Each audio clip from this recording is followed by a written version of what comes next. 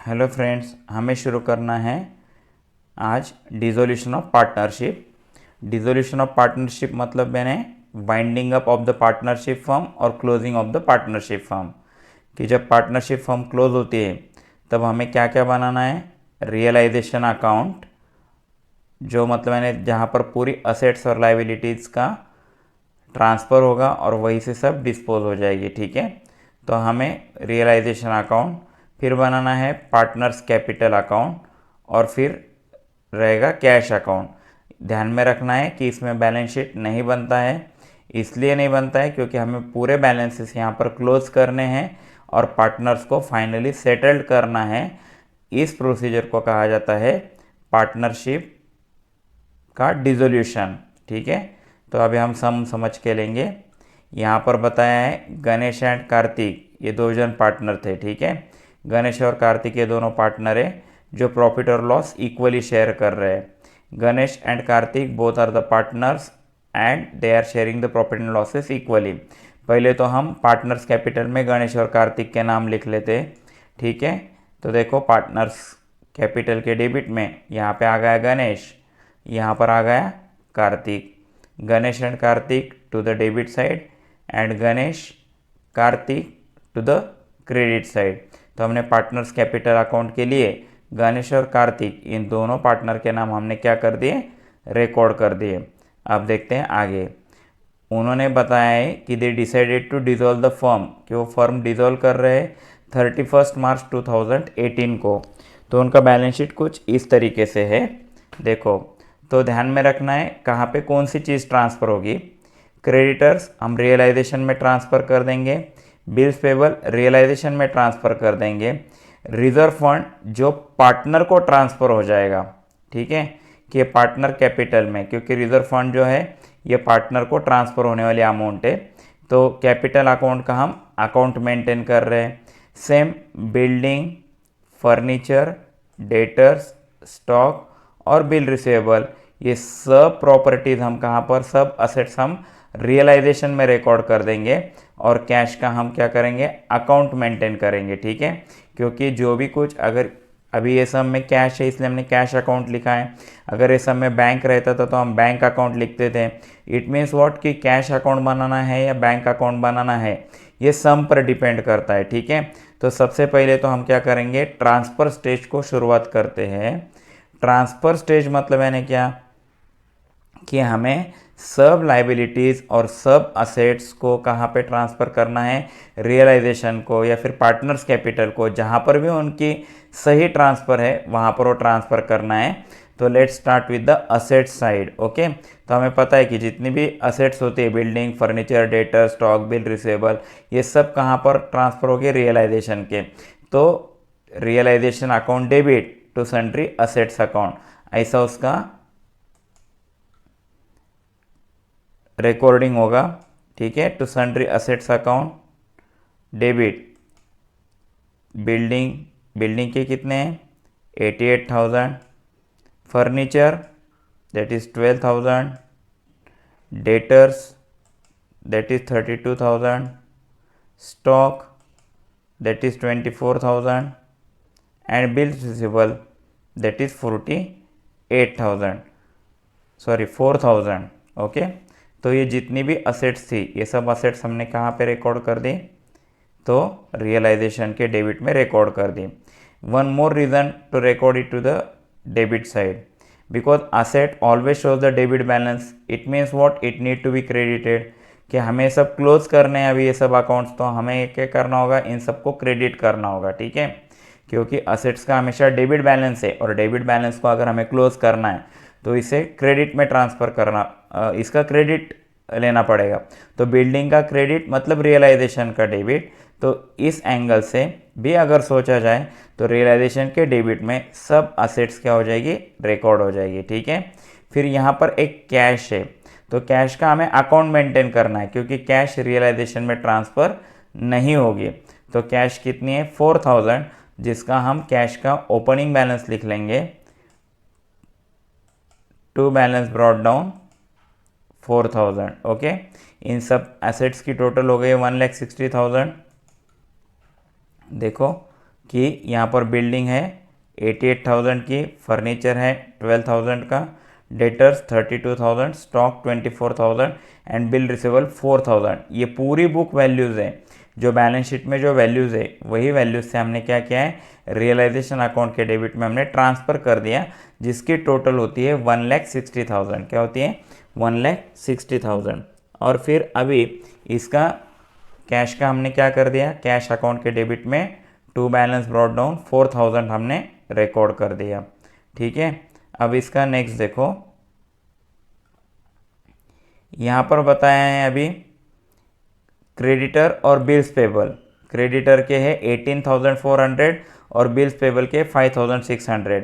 ये दोनों भी जो लाइबिलिटीज़ है ये रियलाइजेशन में ट्रांसफर होंगी, because this is the third party liabilities. ठीक है, कि अगर ये थर्ड पार्टी लाइबिलिटी मतलब यानी क्या, ये अमाउंट पेएबल है बट आउटसाइड द बिजनेस, कि बिजनेस के बाहर पे करनी है, पार्टनरशिप के बाहर पे करनी है, तो ये रियलाइजेशन को ट्रांसफर हो जाएगी। अब जैसे कि हम जानते हैं कि लाइबिलिटीज़ का हमेशा क्रेडिट बैलेंस होता है, तो क्रेडिटर को अगर हमें क्लोज करना है तो क्रेडिटर को डेबिट करना होगा, मतलब रियलाइजेशन को क्रेडिट करना होगा। तो क्रेडिटर 18,400 एंड बिल्स पेबल 5,600, जो हम यहाँ पर लिख देंगे by creditors 18,400 and bills payable that is 5,600, 18,400 plus 5,600 total that is 24,000। Okay, तो ये है सेंट्रल लाइबिलिटी जो हमने रिकॉर्ड कर दी, क्रेडिटर्स और बिल्स पेबल की हमने यहाँ पर रिकॉर्ड कर दी है।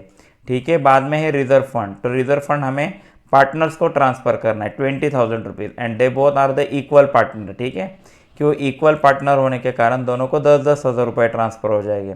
लेकिन हमें रिजर्व फंड ट्रांसफ़र करने से पहले उनका कैपिटल रिकॉर्ड करना होगा, जो गणेश का है 40,000 और कार्तिक का 80,000। ठीक है, तो लेट्स रिकॉर्ड देयर कैपिटल। तो कैपिटल अकाउंट के क्रेडिट में हमने लिख दिया बाय बैलेंस ब्रॉट डाउन, इसका लिख दिया 40,000 गणेश का और कार्तिक का लिख दिया 80,000। Okay, now see what next, that अभी तो रिजर्व फंड जो बाकी है वो रिजर्व फंड हमें ट्रांसफ़र करना है। तो रिजर्व फंड हम दोनों को 10,000 रुपीज़ देंगे because they are the equal partner.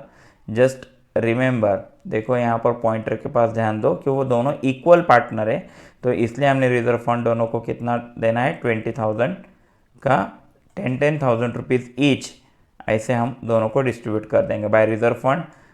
Ganesh को देंगे हम 10,000 और कार्तिक को देंगे 10,000। ठीक है, तो दोनों को 10,000 रुपीज़ हमने डिस्ट्रीब्यूट कर दिए, अलॉट कर दिए। ठीक है, तो ट्रांसफ़र स्टेज में हमने देखा कि हमने पूरी असेट्स और लाइबिलिटीज़ को क्या कर दिया, यहाँ से मतलब सही जगह पे ट्रांसफ़र कर दिया है और ये पूरे बैलेंसेस को हमने क्लोज कर दिया है। Building, furniture, debtor, stock, bill receivable, ये सब हमने रियलाइजेशन के डेबिट में रिकॉर्ड कर दिया और कैश का हमने क्या कर दिया, कैश अकाउंट के डेबिट में हमने बैलेंस ओपन कर दिया।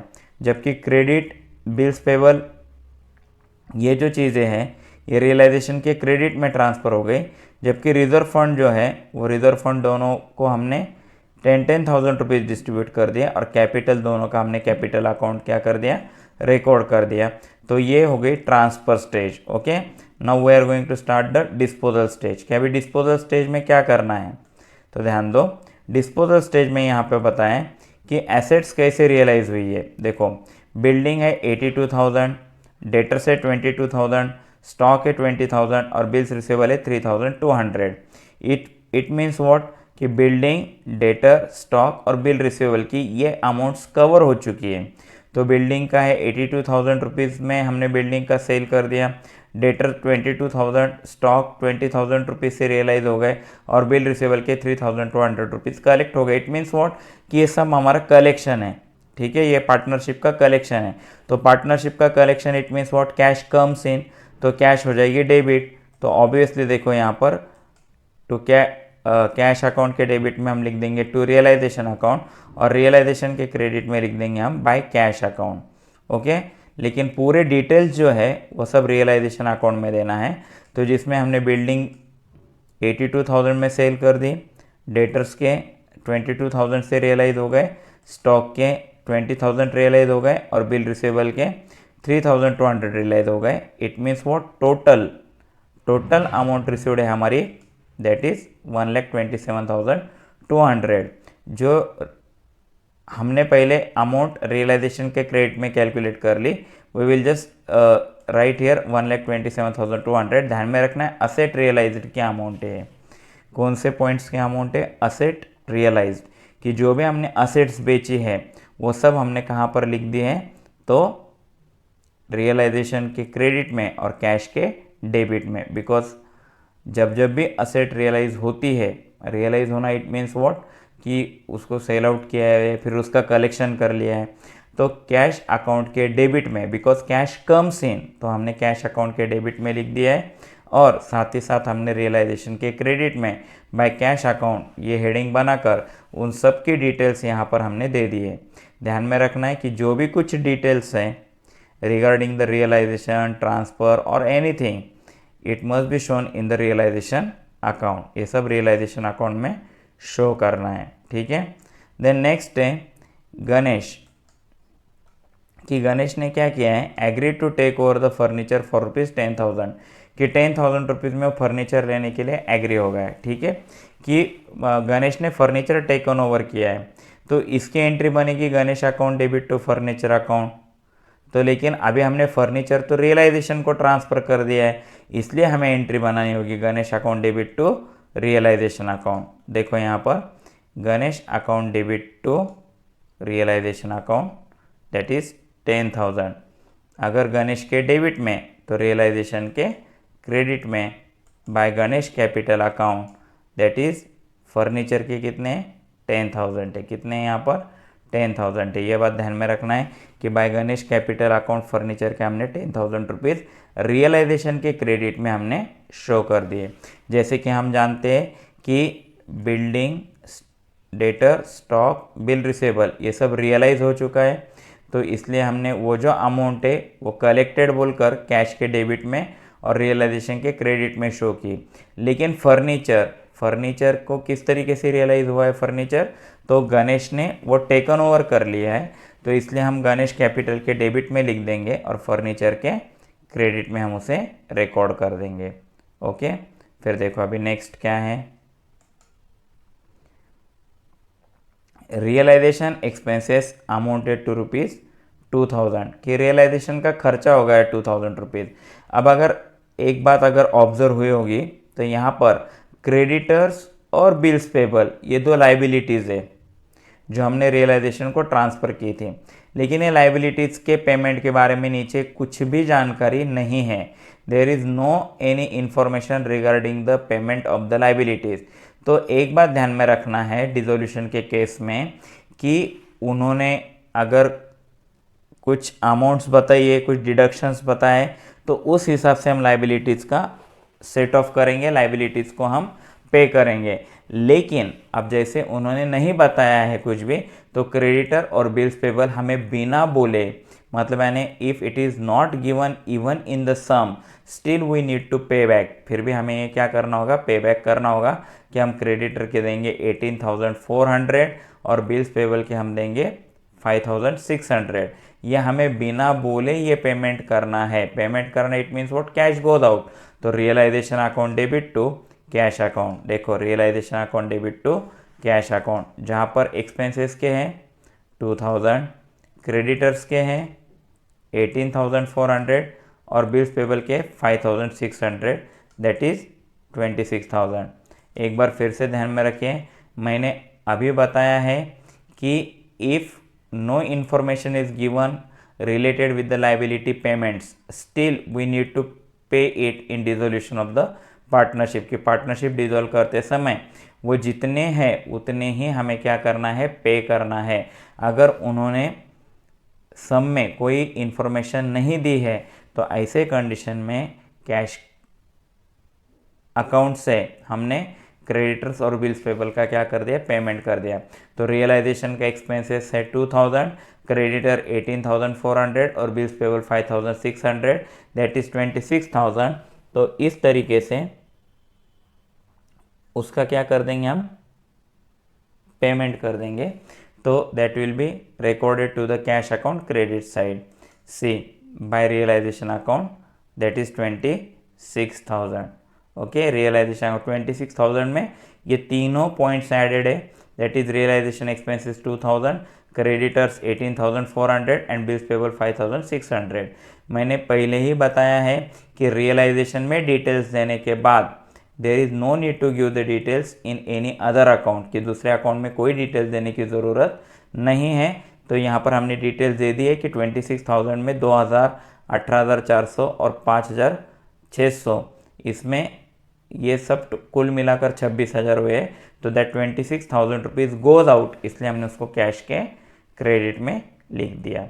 ठीक है, अब इसकी है कोई इन्फॉर्मेशन या कोई एडजस्टमेंट या कोई पॉइंट हमारा भी नहीं बचा है, तो इसे कहते हैं डिस्पोजल स्टेज। ध्यान में रखना है, डिस्पोजल स्टेज मतलब यानी हमने असेट्स का क्या किया है, लाइबिलिटीज़ का क्या किया है, किसकी कितनी अमाउंट पे की है, कि कौन से असेट की कितनी अमाउंट रियलाइज हुई है, ये सब चीज़ों का रिकॉर्डिंग करना, that is the disposal stage. Okay, now we are moving towards final stage, that is the settlement. देखो अभी सेटलमेंट करना है इसके, दैट इज डिस्ट्रीब्यूशन स्टेज भी कहते हैं इसे। 24,000, 1,27,000 और 10,000, this is the credit balance, and 1,60,000 and 26,000 this is debit balance.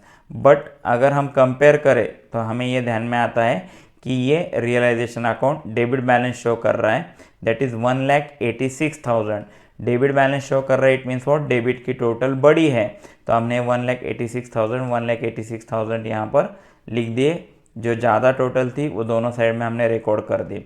1,86,000 में से अगर हम ये पूरे माइनस कर दे, दैट इज 24,000, 1,27,200 और 10,000, ये सब माइनस करने के बाद में पार्टनर कैपिटल अकाउंट को जो कि रियलाइजेशन का लॉस है, वो लॉस कितना होगा, गणेश को होगा 12,400, कार्तिक को होगा 12,400 और टोटल लॉस होगा दैट इज 24,800। ध्यान में रखना है कि हमने क्या किया है, समझ के लो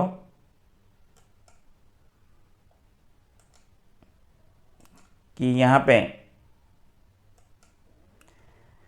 हमने डेबिट की टोटल कर दी, डेबिट के टोटल में से जितने भी क्रेडिट के पॉइंट्स थे वो हमने माइनस कर दी, क्योंकि ये सम में डेबिट बैलेंस शो कर रहा है। डेबिट बैलेंस शो कर रहा है, इट मीन्स व्हाट, कि डेबिट की टोटल ज़्यादा है, तो डेबिट में से हमने क्या कर दिए, क्रेडिट के पूरे पॉइंट्स माइनस कर दिए। तो यहाँ पर 24,800 इतना लॉस आ रहा है रियलाइजेशन पे। अगर रियलाइजेशन पे इतना लॉस आ रहा है तो दोनों जन, मतलब यानी गणेश को हम देंगे 12,400 और कार्तिक को देंगे 12,400। ओके, तो रियलाइजेशन के क्रेडिट में तो ऑब्वियसली गणेश और कार्तिक के डेबिट में हम रिकॉर्ड कर देंगे to realisation account, that is 12,400, 12,400। Okay, कि हमने जो प्रॉफिट या फिर लॉस जो भी कुछ होता है रियलाइजेशन का, वो पार्टनर कैपिटल में ट्रांसफर होता है। In given sum it is loss, so loss is transfer to the partners capital account debit side. Okay, now see, अब गणेश का कैपिटल था 40,000, रिजर्व फंड था 10,000, that 40,000 plus 10,000 that is 50,000। Okay, तो 50,000 में से जैसे ही हम 10,000 और 12,400 अगर हम माइनस कर दें तो उसका जो बैलेंस है वो कितना बचता है, 27,600, जो हम कैश में से पे कर देंगे। ओके, कि उसका 40,000 कैपिटल था, 10,000 रिजर्व फंड के थे, इट मीन्स वॉट, कि उसका 50,000 रुपीज़ बिजनेस में था, जिसमें से 10,000 रुपीज़ का गणेश फर्नीचर लेके गया, 12,400 उसे रियलाइजेशन का लॉस बेयर करना होगा, उतना लॉस उसके हिस्से में आया है। It means what, 27,600 he will get from the business. Okay, तो गणेश के डेबिट में तो कैश के हम कार्तिक का भी कर लेंगे। कार्तिक के 90,000 में से 12,400 का लॉस उसका माइनस हो जाएगा, तो उसे बिजनेस में से मिलेंगे 77,600। तो ये जो गणेश और कार्तिक का जो भी डेबिट में बैलेंस निकला है, वो बैलेंस जो है वो कहाँ से, तो कैश अकाउंट के क्रेडिट से हम पे कर देंगे। दैट इज़ हम गणेश को देंगे 27,600, देखिए 27,600, और कार्तिक को देंगे 77,600। तो यहाँ पर लिख दिया हमने बाय कार्तिक कैपिटल 77,600। अब यहाँ पर दोनों साइड का टैली होना ज़रूरी है। That is 1,31,200, 1,31,200। अगर कैश अकाउंट या फिर बैंक अकाउंट हमारा टैली हो जाता है, मतलब मैंने सही एंट्री सही एडजस्टमेंट करके, तो समझ लेना कि मतलब हमने बराबर डिस्ट्रीब्यूशन किया है। क्योंकि हमारे पास में पहले हमारी कैश थी 4,000, फिर असेट्स रियलाइज करके आ गई 1,27,200, जो हो गई 1,31,200, जिसमें से 26,000 का हमने पेमेंट कर दिया। देखो यहाँ पर 26,000 रुपीज़ का हमने क्या कर दिया, पेमेंट कर दिया। और बची हुई जो अमाउंट थी वो अमाउंट में से 27,600 हमने गणेश को दे दिया और 77,600 हमने कार्तिक को दे दिया। ओके, आई होप तुम सबको ये सब समझ में आ गया होगा। ठीक है।